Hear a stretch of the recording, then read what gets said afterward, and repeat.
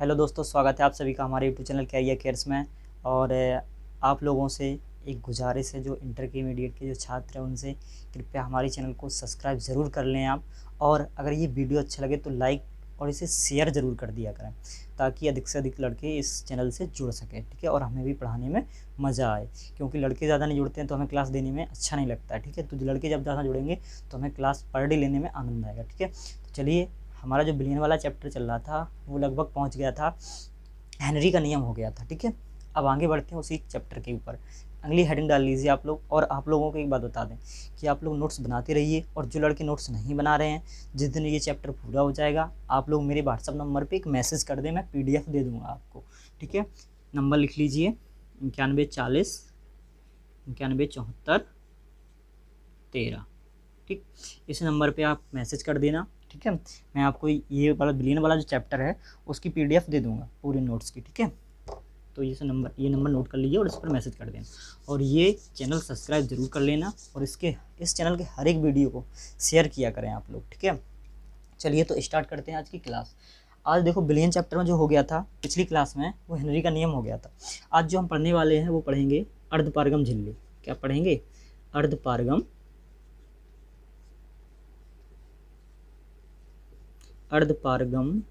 झिल्ली, ठीक है। अब देखो, अर्धपारगम झिल्ली होती क्या है। देखो, अर्धपारगम झिल्ली क्या होती है। देखो, अर्धपारगम झिल्ली वो होती है, जैसे देखो एक उदाहरण से समझाते हैं, समझ में आ जाएगा, ध्यान से समझना। जैसे हमने किशमिश ली, ठीक है, किशमिश ली। किशमिश ऐसी होती है, क्यों होती है किशमिश है। अब किशमिश को जब हम पानी में डालते हैं लगभग 8 घंटे के लिए, 6 से 8 घंटे के लिए काय में डालते हैं, पानी में डालते हैं, तो ये किशमिश जब हम 8 घंटे बाद देखते हैं तो किशमिश ये लगभग ऐसी हो जाती है फूल कर। अब ये किशमिश कैसे फूल जाती है ये पूछा जाए आपसे। ये डाली काय में थी? पानी में, ठीक। डाली थी काय में? पानी में, जल में डाली थी। तो ये जो जल के अणु थे, इसके अंदर चले गए, तभी तो ये फूल गई। अब जल के अणु कैसे चले गए इससे? देखो कैसे चले गए। इसके ऊपर जो ये जो झिल्ली होती है, किशमिश के ऊपर जो झिल्ली होती है वो अर्धपारगम झिल्ली होती है। कौन सी झिल्ली होती है?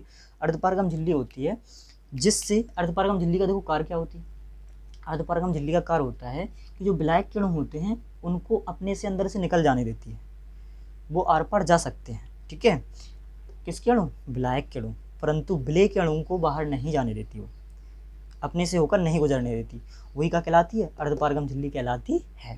तो इसी वजह से किशमिश फूल जाती है, क्योंकि इसके जो ऊपर कौन सी झिल्ली होती है? अर्धपारगम झिल्ली होती है, जो जिसका कार्य क्या होता है? जो विलायक के अणुओं को निकल जाने देती है।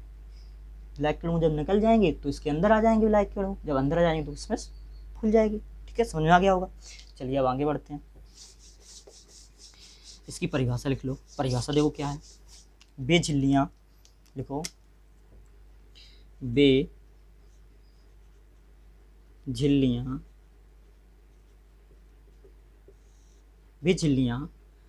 जो विलायक के अणुओं को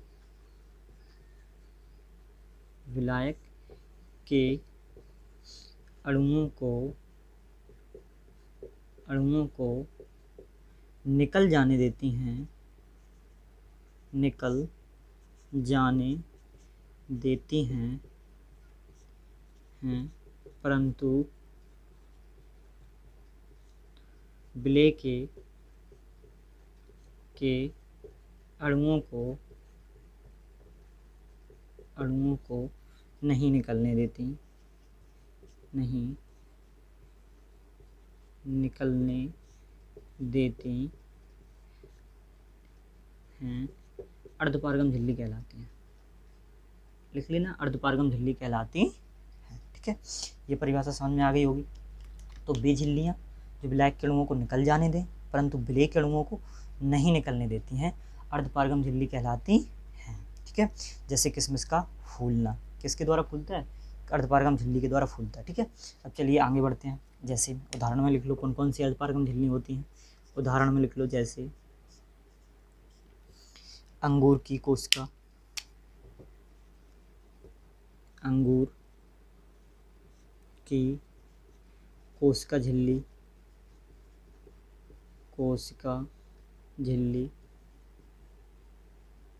ठीक है। एक तो ये होती है अंगूर की कोशिका झिल्ली, दूसरा है वक्रे का अमाशय, ठीक। एक होता है लास्ट, ये दो गए, एक और लिख लो इसका उदाहरण। तीसरा उदाहरण है कॉपर फेरो साइनाइड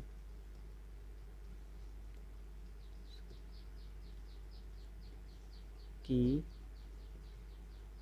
कोशिका झिल्ली, ठीक है। ये इसके उदाहरण हो गए। ये सारी झिल्लियाँ कौन सी होती हैं? अर्धपारगम झिल्लियाँ होती हैं, जो विलायक अणुओं को निकल जाने देती हैं परंतु विलेयक अणुओं को नहीं निकलने देती हैं, अर्धपारगम झिल्ली कहलाती हैं। ये उदाहरण लिख लेना और ये परिभाषा लिख लेना। समझ में आ गया होगा। चलिए अब आगे बढ़ते हैं अगली हेडिंग के ऊपर।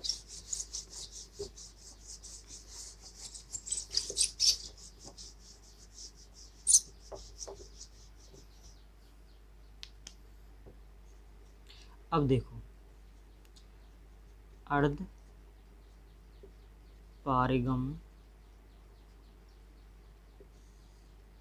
झिल्ली। अब देखो अर्धपारगम झिल्ली कितने प्रकार की होती है? अर्धपारगम झिल्ली कितने प्रकार की होती हैं?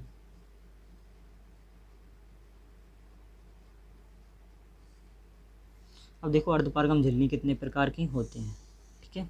अब देखना है अर्धपारगम झिल्ली कितने प्रकार की होती है। तो ये दो प्रकार की होती है। कितने प्रकार की होती हैं?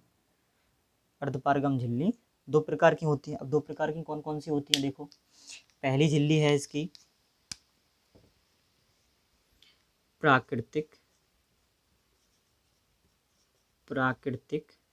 अर्धपारगम झिल्ली, अर्धपारगम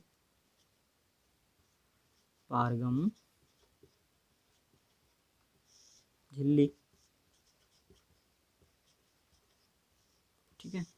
दूसरी जो है कृत्रिम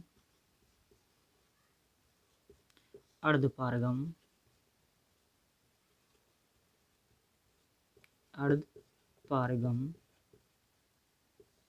झिल्ली, ठीक है। ये तीनों क्या हो गई? झिल्लियाँ हो गई। ये दोनों क्या हो गई? झिल्लियाँ हो गई, ठीक है। अर्धपारगम झिल्ली की परिभाषा हमने बता दिया था आपको कि वे झिल्लियाँ जो विलायक अणुओं को निकल जाने देती हैं परंतु विलेयक अणुओं को नहीं निकलने देती हैं। अर्धपारगम झिल्लियाँ दो प्रकार की होती हैं, एक प्राकृतिक अर्धपारगम झिल्ली, दूसरी होती है कृत्रिम अर्धपारगम झिल्ली। देखो प्राकृतिक क्या होता है? प्राकृतिक मतलब जो प्रकृति से मिले हमें, उसे प्राकृतिक अर्धपारगम झिल्ली कहते हैं। और कृत्रिम मतलब होता है जिसे हम प्रयोगशाला में बना लें, ऐसी झिल्लियाँ। तो इनकी परिभाषा सुन लो और नोट कर लेना आप अपने मन से, ठीक है। ऐसी झिल्लियाँ जो हमें प्रकृति द्वारा प्राप्त होती हैं, प्रकृति द्वारा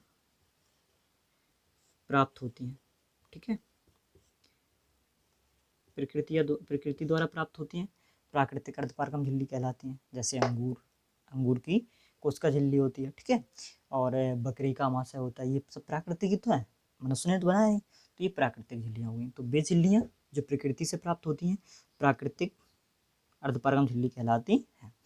अब कृत्रिम अर्धपारगम झिल्ली कौन कौन सी होती है? जैसे अभी एक उदाहरण लिखवाया था हमने, कॉपर फेरो साइनाइड की कोशिका झिल्ली, वो क्या होती है? कृत्रिम अर्धपारगम झिल्ली होती है, क्योंकि उसे हम प्रयोगशाला में बना सकते हैं। तो वे झिल्लियाँ जिन्हें हम प्रयोगशाला में बना सकें कृत्रिम अर्धपारगम झिल्लियाँ कहलाती हैं, ठीक है। जिन्हें हम प्रयोगशाला में बना सकते हैं और इन्हें प्रयोगशाला में नहीं बना सकते हैं, ठीक है। तो इसका उदाहरण लिख लेना, कॉपर फेरोसाइनाइड की कोशिका झिल्ली, ठीक है। चलिए अब आगे बढ़ते हैं। अर्धपारगम झिल्ली हो चुकी है। अब अगली हेडिंग पर बढ़ते हैं। अगली हेडिंग है परासरण। अगली हेडिंग डालिए परासरण, सॉरी ये डालना, परासरण, ठीक। अब देखो परासरण, अब देखते हैं परासरण क्या होता है। अभी आप लोगों को मैंने पढ़ा चुका हूँ अर्धपारगम झिल्ली। अर्धपारगम झिल्ली क्या होता है? विलायक के अणुओं को निकल जाने देती है। तो देखो अब परासरण क्या होता है? परासरण क्या होता है? विलायक के अणुओं का अर्धपारगम झिल्ली की उपस्थिति में, परासरण की क्रिया में हमेशा जो होती है अर्धपारगम झिल्ली की उपस्थिति होती है। तो अर्धपारगम झिल्ली की उपस्थिति में विलायक के अणुओं का विलयन की ओर, जैसे यहाँ पर हो विलायक, ठीक है, इस साइड भरा हो विलायक, ठीक है, और इस साइड भरा हो विलयन। क्या भरा हो? विलयन। ठीक। तो देखो विलायक के अणुओं का विलयन की ओर, जैसे हमने किशमिश ले ली, देखो ये किशमिश ऐसी थी, फूली नहीं थी, जब ऐसे हम पानी में डालते हैं तो इसमें जल के अणु चले जाते हैं। तो विलायक के अणुओं का विलयन की ओर, किशमिश के अंदर क्या भरा होता है, विलयन भरा होता है, तो विलायक के अणुओं का विलयन की ओर स्वतः प्रवाह परासरण कहलाता है। ठीक है, लिख लीजिए इसकी परिभाषा, देखो कैसे क्या होगी। देखो परिभाषा क्या बनेगी इसकी, परिभाषा क्या होगी, विलायक के अणुओं अर्धपारगम झिल्ली की उपस्थिति में, अर्धपारगम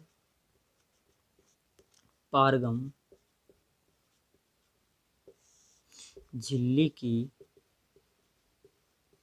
उपस्थिति में, ठीक है, उपस्थिति में विलायक के अणुओं, विलायक के कणों का विलयन की ओर स्वतः प्रवाह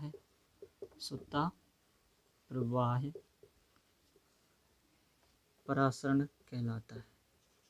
परासरण क्या कहलाता है, परासरण कहलाता है। ठीक है, ये परिभाषा बन गई। जैसे देखो किशमिश में क्या होता था, जैसे किशमिश डली हो, किशमिश में जल के अणु उसमें चले जाते थे। क्यों चले जाते थे, क्योंकि अर्धपारगम झिल्ली थी, तो अर्धपारगम झिल्ली की उपस्थिति में, ठीक है, विलायक के अणुओं का विलयन की ओर, इसमें क्या भरा होता था, गाढ़ा विलयन भरा होता था, गाढ़ा विलयन भरा होता था। तो इसी विलायक के अणुओं का विलयन की ओर, विलायक के अणुओं का या विलायक के कणों का विलयन की ओर स्वतः प्रवाह, अपने आप प्रवाह होने लगता है, स्वतः प्रवाह परासरण कहलाता है। ठीक है, इसकी एक परिभाषा और लिख लीजिए। देखो एक परिभाषा और क्या बन जाएगी इसकी, देखो एक परिभाषा और बन जाएगी। जैसे देखो किशमिश होती है, किशमिश के अंदर जो पदार्थ भरा होता है वो गाढ़ा पदार्थ होता है, उसकी सांद्रता अधिक होती है। क्या होती है, सांद्रता अधिक होती है, सांद्रता अधिक होती है। ठीक, अब इसके अंदर जो विलयन भरा तो उसकी सांद्रता अधिक होती है और विलायक की सांद्रता कम होती है।